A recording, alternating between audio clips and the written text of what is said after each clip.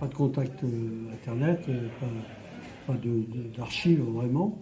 Donc c'est à travers des témoignages de certains, des recherches qu'on a pu retrouver quasiment sur une génération assez large mais très significative de l'histoire des petits chanteurs. C'est de l'année 63, 70, 72. Et on a réussi à, disons, recontacter la majorité des petits chanteurs de l'époque.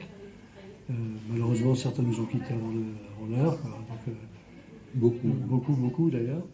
Et là, actuellement, par exemple, on se retrouve à 17-18 petits chanteurs. En réalité, on a 38-40 contacts à peu près, sur une soixantaine potentielle. Donc vous voyez que vous retirez les 15, il ne reste plus beaucoup à trouver. Mais voilà, notre bonheur aujourd'hui, pour la première fois, c'est de se retrouver vraiment entre nous. Alors ce qui est assez étonnant d'ailleurs, c'est tellement riche comme expérience, c'est que n'importe quel souvenir était comme hier. Et chacun mène sa pierre à l'édifice, en fin de compte, et refait vivre ce que l'on a vécu il y a 60 ans. Voilà. C'est une belle histoire qui commence. Pour rentrer au petit chanteur, il fallait avoir une jolie voix. Donc à 10 ans, si vous chantiez à peu près juste, après ça se travaille une voix. Hein. Et que vous n'étiez pas en retard à l'école, c'est-à-dire bon, minimum de... Voilà, parce qu'après c'était un peu compliqué. Toi non plus, on n'a pas connu d'école. Moi je ne sais pas ce que c'est qu'une école. Si j'étais à l'école communale de ma ville, de 6 ans à 9 ans. Et après, c'est fini. Moi, je ne sais pas ce que c'est qu'un lycée, je ne sais pas ce que c'est qu'un... Voilà. Donc, la vie... Mais on faisait, je vous rassure, on faisait des maths, de l'anglais et tout, dans le car, dans les avions, partout.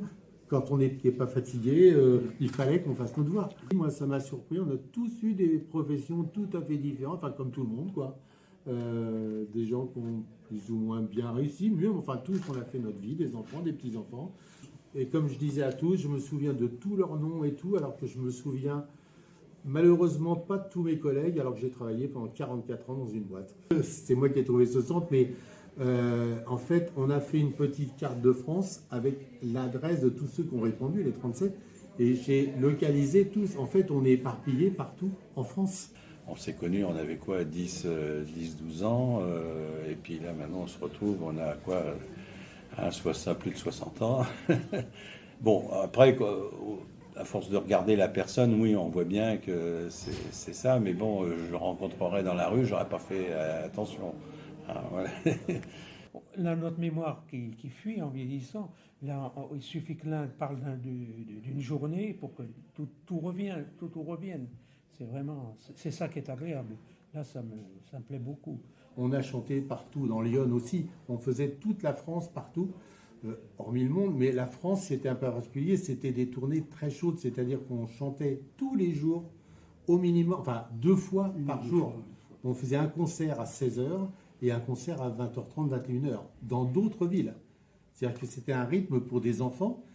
Quand vous commencez à 10 ans, 11, 12 ans, après on se rentre dans le bain. Pour ceux qui rentraient, il y en a qui n'ont pas tenu le coup. Qui sont restés 1 an et malheureusement sont partis. Mais ceux qui ont tenu le coup, c'est magique pour moi. La vie de jeunes comme ça qui donnent des concerts tous les jours dans le monde entier, qui se déplacent, qui côtoient des familles de différents milieux sociaux, jusqu'à aller fréquenter, je dirais, un président de la République, le pape, Charles de Gaulle, et j'en passe, toutes les vedettes de l'époque, des années 70. Et c'est vrai que on approche la vie active à l'adolescence avec une autre conception, notre vision du monde, de tolérance, ou quoi que ce soit. Mais bon, après, chacun de son côté, on a fait notre chemin, et on a éprouvé le besoin, une fois à la retraite, de dire c'est le moment, on se retrouve, etc. Ce qui nous a regroupés aussi, c'est ce besoin historique, sans voir les gens en particulier, mais qui s'active autour de ce qu'on appelle le livre d'or. C'est-à-dire que chaque petit chanteur qui voyageait avait...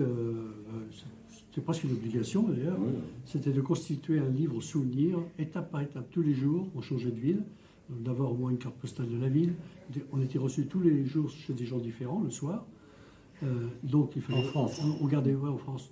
On gardait donc les adresses des gens, etc. Un petit mot gentil. C'était le témoignage de chaque jour de notre passage quelque part. Ces livres d'or, malheureusement, disparaissent au bout de 50 ans. Et l'idée a été, en fin de compte, comme on recherchait nos camarades d'enfance entre 63 et 72, chose qu'on a faite, c'est qu'on a reconstitué un livre d'or commun. Sur informatique. Voilà, sur informatique, avec les aides informatiques Ouais. aujourd'hui, bien sûr. Quand on a décidé de reconstituer le groupe et de faire ce livre d'or, en fin de compte, il y a 3 ans, bon, il a fallu, enfin on se reprochait, mais on savait très bien qu'en touchant un tel, était en contact avec un autre. Ça a facilité un petit peu les retrouvailles, si vous voulez. Mais ça n'empêche pas qu'on en a encore retrouvé. On sait qu'ils sont quelque part, pas très loin, d'autres très loin. On en a un qui est en Australie, qu'on essaie désespérément de retrouver. Mais bon, voilà, on retrouve On en a un patience. qui- Mais avec les moyens modernes, il n'y a pas de problème. C'est un premier essai, mais c'est déjà bien. On essaiera de faire peut-être plus long plus tard. Alors justement, on va en parler de ça aussi. Parce que je pense que tout le monde est prêt à se revoir. Oshikonde, pamba, pambucha, pamba.